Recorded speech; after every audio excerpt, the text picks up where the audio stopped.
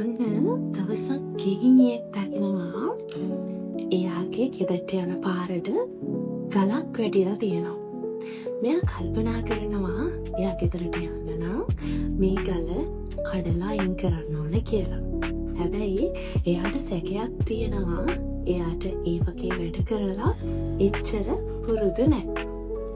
කොහොම හරි මෙයා කුළු ගෙඩියකුයි කඩුවකුයි අරගෙන ඇවිල්ලා මේ ගල කඩන්න උත්සාහ කරනවා.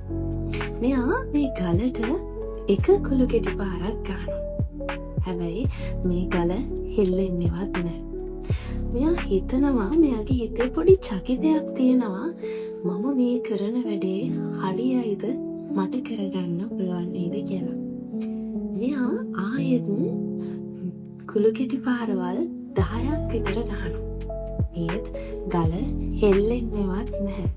මෙයා හිතනවා මේ වැඩේ මට කරන්න බැරි වෙයි මට ඒ සඳහා වීරයක් නැහැ කියලා. ඒත් මෙයාට ආයෙමත් හිතෙනවා මම ආයෙත් උත්සාහ කරන්න ඕනේ කියලා. මෙහෙම හිතලා මෙයා ඔන්න ආයෙත් ගහන්න පටන් ගන්නවා. මෙහෙම මෙයා 20 වෙනි පාරත් දැන් මේ ගලට ගහලා ඉවරයි. එහෙන් 20 වෙනි පාරවත් මෙයාගේ අරමුණ සාර්ථක වෙන්නේ නැහැ. ඒ වෙලාවේ මෙයාගේ අත් දෙක රිදෙනවා, අත් දෙකේ කරගෙට ඇවිල්ලා තියෙනවා. මෙයාට හොඳටම මහන්සි. මොකද මෙයාට මේ වගේ වැඩ, මේ වගේ රළු වැඩ එයාට හුරු නැහැ. ඊට පස්සේ මෙයා හිතනවා ඒත් මම මෙය කළ යුතුමයි කියලා මෙයා ආයෙත් මේ ගලට කුළු ගෙඩි පාරවල් ගහන්න පටන් ගන්නවා. මෙහෙම මෙයා 30 වෙනි වතාවටත් ඔන්න ගලට කුළු ගෙඩි පාරක් ගහනවා. මේ වෙලාවේදී නම් මේ ගල කැඩෙනවා. මෙයාට හරිම සතුටුයි. මොකද මෙයා හරිම මහන්සියෙන් 30 වෙනි පාර වෙනකම් උත්සාහ කරලා තමයි මෙයාගේ මේ කාර්ය සාර්ථක කරගත්තේ. දැන් අපි බලමු මේ කතාව කොහොමද අපිට ගැලපෙන්නේ කියලා. අපිත් ඒ වගේම තමයි. අපි යම් අරමුණක් වෙනුවෙන් කැප වෙන්න ඕන කියලා හිතනවා.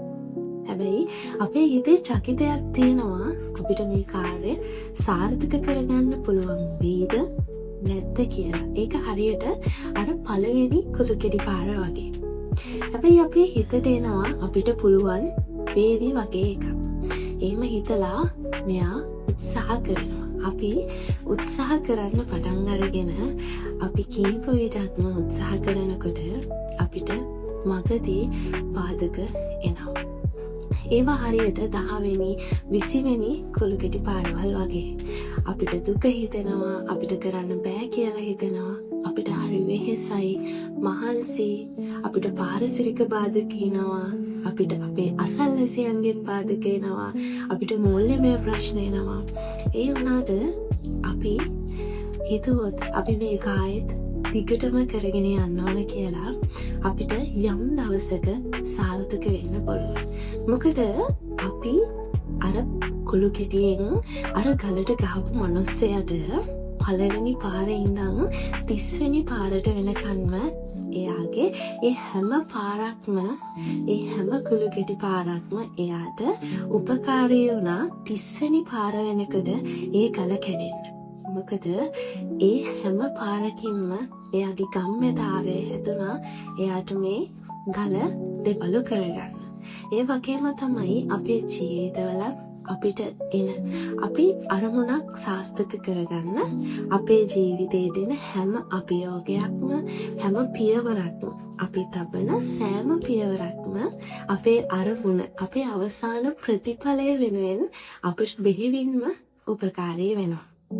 අපිට අවශ්‍ය ගම්‍යතාවය සාක්ෂාත් වුණාට පස්සේ අපිට අනිවාර්යෙන්ම අපේ අරමුණ සාර්ථක වෙනවා.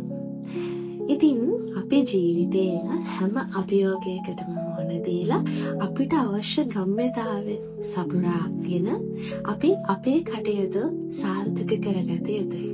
අපි කිසිම විටක අසාර්ථක වෙන්නට අපි කොච්චර අසාර්ථක වුණත් අපේ වීරිය අත්හරින්න නම් හොඳ නැහැ. ඔබට අවශ්‍ය ගාප්‍යතාවය සැපිරිච්ච දවසට ඔබ නිතැතින්ම සාර්ථක වෙනවා. ඉතින් එතකන් ඔයා අනිවාර්යෙන්ම දරාගෙන සිටිය යුතුයි.